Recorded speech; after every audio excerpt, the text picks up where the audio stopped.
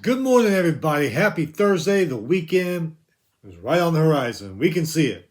Day and a half, and the weekend is here. This is our Week 9 preview. We're going to go over things that are going to happen this weekend. Got some good ones lined up. Could have some more surprises. We'll see what happens. Got a lot of news items to get to. We'll get to that. Before we start, hit that subscribe button down there, wherever it is, so you don't miss anything. With it, let's get to it. Oklahoma State quarterback Garrett Rangel out for the season. Broken collarbone. We got a lot of injuries in these news items here. Coastal Carolina, they have dismissed OC Travis Trickett. Not happy with the way things are going. So head coach Tim Beck, he will do play calling duty, I guess, until they find a new OC. Assistant coach and OC of Utah, Andy Ludwig, he has stepped down. Not really sure how much of this is his fault. I mean, they lost their great quarterback, Rising. But hey, I mean, it is what it is, you know. Also, Seth Luttrell, he is out of Oklahoma as their offensive coordinator, which something needed to be done. I don't know what's going on with Oklahoma. That's just not a Sooner team that we're used to seeing. Okay, so last Saturday night, I think we all saw what happened in Georgia, Texas. PI called, fans threw crap on the field. Refs reversed the call. Everybody in the media is like, how can that happen? How can that happen? All right, so SEC handed down. UT got a $250,000 fine for people throwing crap on the field. Also telling Texas, find the culprits, cell phone video, surveillance video, whatever. Ban them from sporting events there at Texas for the rest of the school year. They also have to review and update athletics department game management procedures and alcohol availability policies. They say to prevent this from happening again. I don't know if you can prevent it from happening again. People, whether they're drunk or not, when they get pissed, if for some reason they throw stuff on the field. But anyway, that's it. Main thing, $250,000 fine for UT. Let's see what we got. Oregon State and Washington. This is pretty interesting here.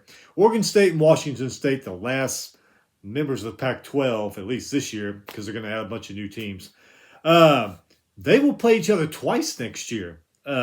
Makes it easier to fill their schedule until the Pac-12, like we said, expands in 2026. They will play on November 1st, and then again at the end of the month, November 29th. I haven't looked at the calendar next year for 2025, so I don't know if the 29th is going to be a Thanksgiving weekend or what, but it's going to be close if not. So yeah, playing each other twice to fulfill that schedule. That's pretty cool, I guess. Mizzou leading rusher Nate Noel will miss Saturday's game versus Alabama. Foot injury. Brady Cook, he is doubtful with an ankle injury. Remember, he left the game in the first quarter, went and got an MRI, came back to the game and helped win the game. So they don't know if he's going to play. It's going to be a game time decision against Alabama. As the problems Alabama has, Missouri's going to need them. Probably even going to need Nate Noel because Alabama's still a good team. They just had some issues lately. NC State quarterback Grayson McCall. Remember, he came from where he came from, Coastal Carolina, I think it was. Transferred to NC State. Man, he's retiring from football after his latest hip injury. So, good luck to you, Grayson. Whatever you do in the future. Sorry this had to happen to you, but it's football. And the last bit of news: Louisville wide receiver Calvin Lacey opts out of the season after a collarbone injury. He could return next year. We just have to wait and see about that. What happens? He may decide he's not going to come back, but he is opting out for the rest of this season. All right, so we have some midweek games. It's that time of the year we get Tuesday and Wednesday games. Tuesday, Sam Houston, they moved to 6-2, beat Florida International 10-7. Both these teams, check out the offensive performance here. Both these teams had under 14 first downs. Each team only converted on third down twice in this game, fourth down twice. Each had under 208 total yards. Well, not an offensive juggernaut. La Tech, they're 3-4. They beat UTEP 14-10. Both of them under 15 first downs in this game. UTEP converted once on third down, but twice on fourth down. So it wasn't all bad there. Neither one had over 255 total yards. La Tech only had 7 rushing yards in this game. But no turnovers in this game, so there's something to be proud of there. So those Tuesday's games, the offense was just, I guess they're still sleeping from the weekend. Last night, did you see last night?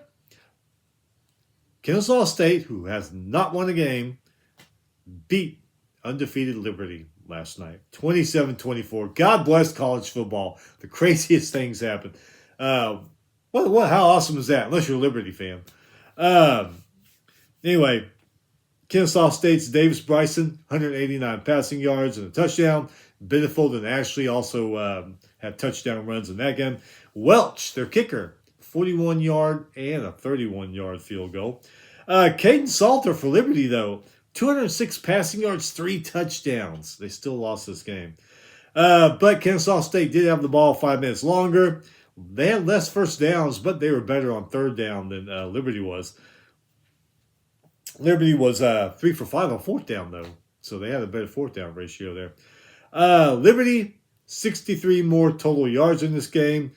Both were 3 for 3 in the red zone. Liberty did have 60 more yards and penalties. So maybe that's what did them in. But congratulations, Kennesaw State got their first win of the season. FBS win, too, of that. Jacksonville State, they're 4-3, beat Middle Tennessee 42-20. Jackson State quarterback Tyler Huff, 137 passing yards and a touchdown. But ran for 151 yards and 2 touchdowns. So a hell of a game for him. Jackson State, 211 more total yards in this game than Middle Tennessee. All right, so let's get to it. Interesting games, not all the games, but some interesting ones. Tonight, you got 2 games. One at 6 p.m. on ESPN2, Georgia Southern, who's 5-2, versus Old Dominion, who's 3-4. But on ESPN at 6:30, 5-1 Syracuse goes to 6-0 Pittsburgh. That might be a damn pretty good game. Good ACC game battle that. Kyle McCord for Syracuse, 2,160 yards, 19 touchdowns, 6 interceptions this year. Eli Holston on the Pitt side, 1,700 total yards, 15 touchdowns, 5 interceptions. Passing game, great for these teams. Pretty even in the running game, but you'll probably see the ball getting thrown around a lot. Tomorrow night, 6:30 ESPN2, 4-3 Louisville goes to 4-3 Boston College. They're pretty even in the rushing and the passing game. Both these teams started out good and then just kind of slowly went downhill. So, I don't know. 9:30 CBS Sports. Number 17, Boise State, who's 5-1, versus 6-1 UNLV, who has proven they don't need their quarterback. Even in the passing game, Boise State is slightly better in the rushing game because of Ashton Gentry, 1,248 yards, 17 touchdowns for that guy. So he may run all over UNLV. 10 p.m. on Fox, 4-3 Rutgers versus 3-4 USC. Rutgers start off really good. They're a really good team, but they've just faded as the season has gone. But hey, it's late night Friday football. So anyway. All right, so moving on to Saturday, 11 a.m. This got to be a pretty good one. Number 12, Notre Dame, 6-1 versus undefeated Navy, who's ranked 24th. Pretty close in the passing and the rushing games, though. Navy, Blake Harveth leads the team in passing and rushing stats. Imagine that. Navy quarterback runs and passes and leads the team. That ought to be a pretty good one. 11 a.m. CBS Sports, 4-3 Buffalo versus 4-3 Ohio. Close in the passing game. Ohio is better in the rushing game. A good MAC battle going on there. Excuse me. 11 a.m. ACC Network, 5-3 Georgia Tech versus 4-3 Virginia Tech. Close in the passing game. Tech slightly edges them in the rushing game. These two teams have usually played each other pretty well over the years. Who remembers back in 2000, that opening weekend of college football, Tech and Georgia Tech were going to play on Sunday night. Remember that? About 6 p.m. We're like, all right, Sunday night football on Labor Day weekend. I think it was Labor Day weekend. And then they had a lightning strike and no game. Remember that? I do, because I'm an old guy. All right, what else we got? 11 p.m. on ESPN2, 5-2 Tulane versus 5-2 North Texas. Good one there. Quarterback Chandler Moss for UNT, 2,424 yards, 23 touchdowns, 8 picks so far this year. Tulane quarterback Darian Mercer, 1,408 yards, 11 touchdowns, 2 interceptions. Running back McKee Hughes, 744 yards, 8 touchdowns.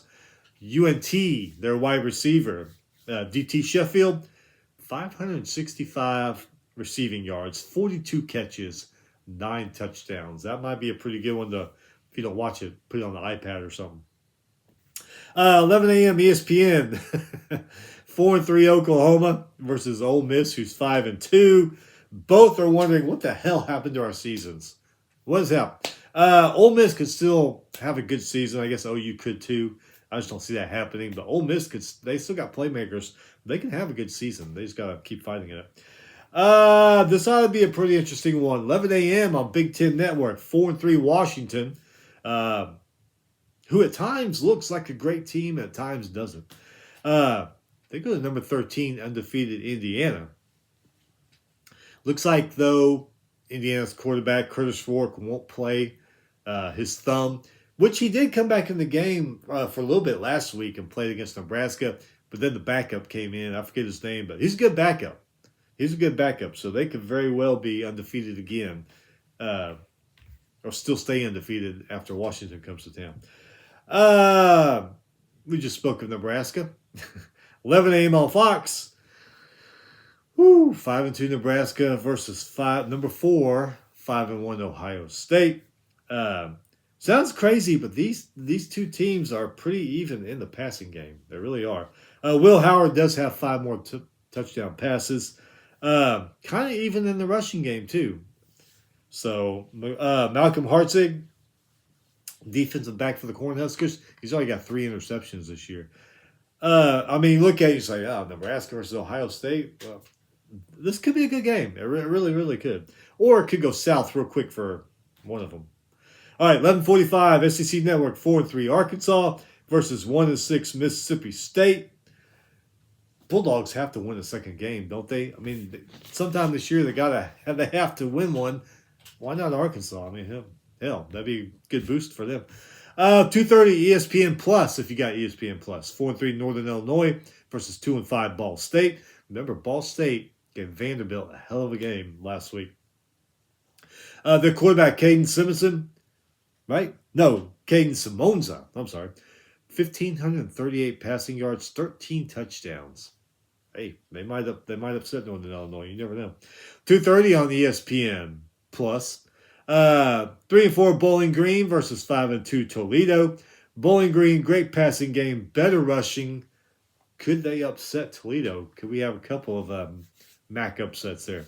2:30 ESPN, 3-4 Central Florida. Looking to upset number 11 BYU, who's 7-0. I don't know, man. Sometimes Central Florida shows flashes of greatness, and then other times they're like, what the hell is this? Anyway, BYU better in the passing game. UCF is better in the rushing game. 2:30 ABC, number 21 Missouri, who's 6-1, versus number 15 Alabama, who is 5-2. Bama's a little better in the passing game. Not much, but a little better. These two teams are close in the rushing game. Both these teams, though, have issues this season. It's just not the Bama we're used to seeing. It's not the Missouri we saw last year. So there you go. It is a 2:30 game on ABC. So, hey, 2:30 ESPN Plus, 3-4 Oklahoma State versus 3-4 Baylor. Both looking to hit 500 and salvage their seasons. Excuse me, I got something in my throat. All right, 2:30 on Fox. 5-2 Texas Tech versus 4-3 TCU. These teams are even in the passing and rushing game. And they've played each other pretty good over the years. So we've had some good games between these two over the years. It's 2:30 BTN, Big Ten Network. 3-4 Northwestern versus 4-3 Iowa. These two teams have just had disappointed seasons. Northwestern, especially after the success they had, that big old turnaround last year. So one of these guys is going to fight hard to win so they can look a little better than they do. 2:30 FS1, Maryland versus Minnesota. Both are 4-3. Maryland better in the passing game. Minnesota better in the rushing game. Maryland defensive back Jalen Husky. He's got 3 picks this year. But Minnesota, Coy Persh, 4 picks this year. So watch out for that backfield. Defensive backfield. 2:30 on CBS. Number 20, 6-1 Illinois, having a great season, but they got to go to number 1 Oregon, who is undefeated. Altamar and Gabriel, 15 touchdowns. Gabriel has thrown for 500 more yards than Altamar. Altamar does have less interceptions, though. So these two quarterbacks are kind of even here. Oregon is better in the rushing game. Both leading receivers for Illinois and Oregon both have 7 touchdown catches this year. Illinois' defensive back, Xavier Scott, so far he's got 3 picks in this season. 3 p.m. ESPN2, 4-3 Oregon State versus 3-4 Cal. Both started off good. Both have faded. Don't know what's going on there. Cal's Mendoza is the better quarterback.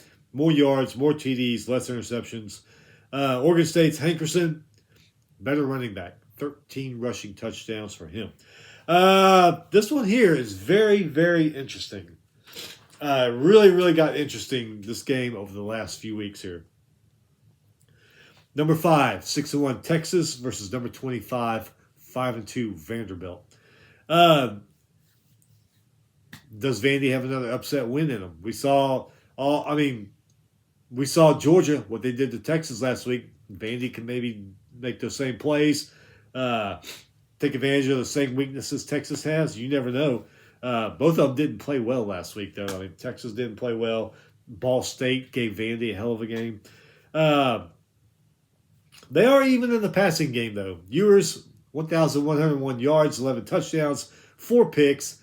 Pavia for Vanderbilt, 1,391 yards, 11 TDs, but only 1 pick. Pavia is also the better rusher. He can run and get yardage. He can get plays. He can do things that they need. 470 yards, rushing yards, and 3 touchdowns for him. John Holbarn, defensive back for Texas. He's also got 3 picks this year, so he's sitting back there in the backfield just waiting to pick one off. That could be a very interesting game. Would that be something if Vanderbilt won that game? Man, now I'm all stuffed up. What the hell? 4 p.m. ESPN Plus. 5-1 UL Monroe versus 3-4 South Alabama. I put this down because UL Monroe, they're having a hell of a year. They are on a roll. Remember beat James Madison a couple weeks ago? 4 p.m. Mountain West Network. If you got Mountain West Network, I used to. I don't anymore for whatever reason. But 3-4 New Mexico versus 4-3 Colorado State. New Mexico's a good team. Remember that earlier in the year? They were right there. I think they played, who they played? Montana State, some other good teams, right there until the end. In the fourth quarter, they just ran out of gas or something and lost those games. Well, they've gotten better at that. They've really gotten better. They learned how to finish games. So they're a better team now than they were in the beginning of the season. Lobos do have a better passing and rushing game than Colorado State.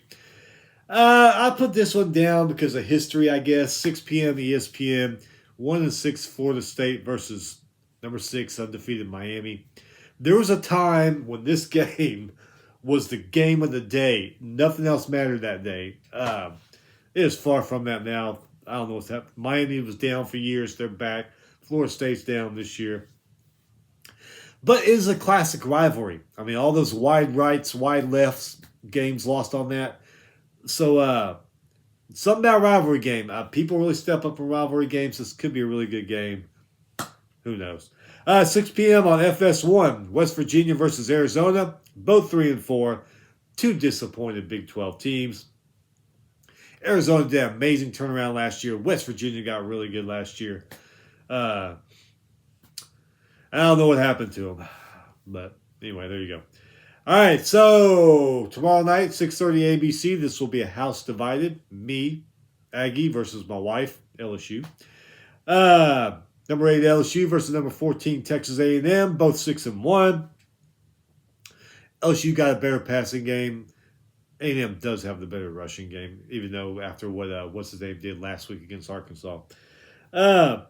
Probably come down to what goes on there in the trenches and then defensive play. That's really all, that's really all I know. All I can predict anyway. This should be a hell of a game. Uh, People always rave about Tiger Stadium on Saturday night, and I've been to Tiger Stadium on Saturday night. It is a freaking crazy ass place. A&M though, Kyle Field gets very very loud. I've been to A&M's just right up the road here. Been to several night games there. It gets pretty loud there too. So gonna be a good game. 6:30 ABC, and hoping my wife's not too mad when the Aggies win. 6:30 on BTN. Another rivalry game. Michigan State versus Michigan. Both 4-3, both not having good years. But these two teams hate each other. Michigan says Spartans are their little brother. So this ought to be a pretty good one, too. Michigan State better in the passing. Wolverines are better in the rushing game. Another decent one. We got some good ones here in the early evening. 6:30 on NBC. Number 3, 6-0 Penn State versus 5-2 Wisconsin. They are even in the rushing and passing games pretty much. Wisconsin, they finally found their offensive identity. Wasn't looking too good at the beginning of the year, but they've been coming on these last few weeks. That could be a pretty good one. There's at Camp Randall, Saturday night. Another one. 7 p.m. ACC Network. Number 22 SMU versus Duke, both 6-1. Duke is slightly better in the passing game. SMU slightly better than them in the rushing game. SMU, man, they are on a roll. A lot of people now are really taking them seriously to win the ACC. That could be a good one. And we have one that's usually good because it's a rivalry also. All these rivalry games now, they should all be at the end of the year, man. This sucks. 7 p.m. on the ESPN2. 2-5 Kansas versus number 16, 6-1 Kansas State. Bitter rivalry, what they call it, the Sunflower State rivalry, a Sunflower Showdown or something. Both these teams, though, they are pretty close this year, even in the rushing. Kansas cornerback, Kobe Bryant, he's got 4 picks this year. He'll be sitting back there just waiting to pick another one off. So, another good rivalry game.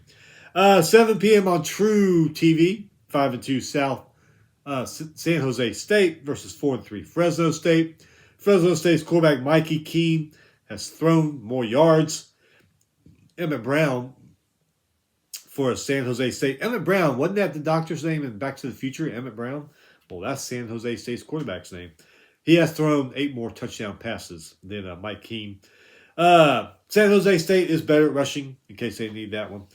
9:15 ESPN. Cincinnati versus Colorado, both 5-2. Colorado, of course, better in the passing game. I think Travis Hunter, I think they say he's going to be back. Check on that for sure. Check on that for sure.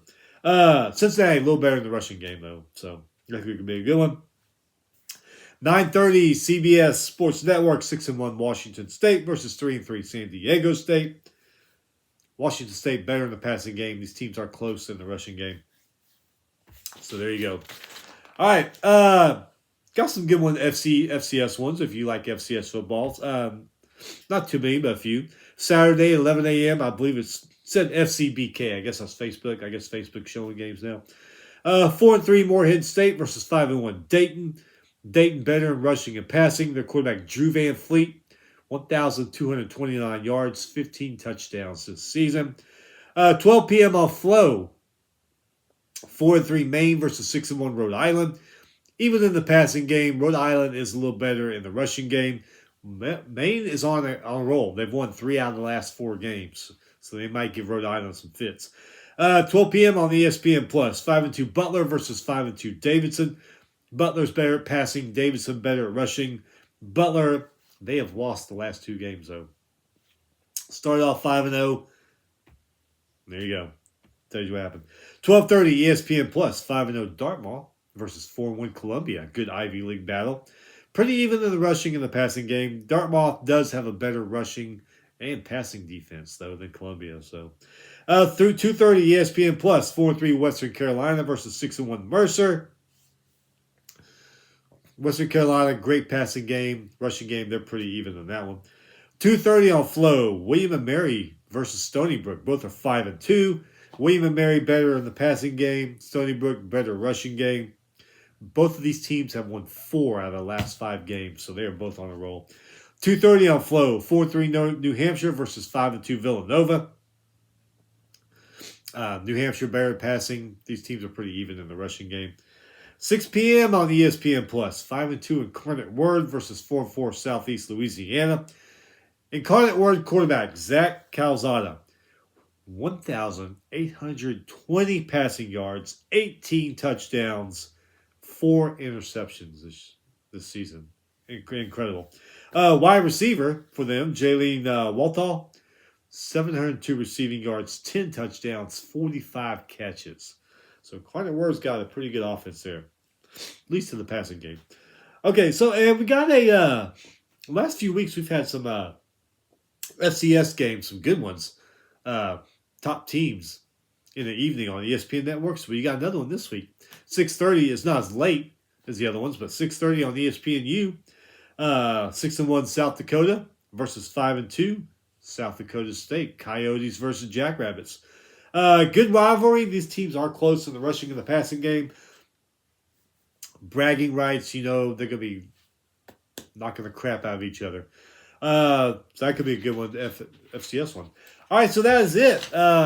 Man, stay busy. The weekend will be here soon. Thursday afternoon's coming up upon us. Be back Sunday or Monday to review everything that happened from tonight through Saturday night.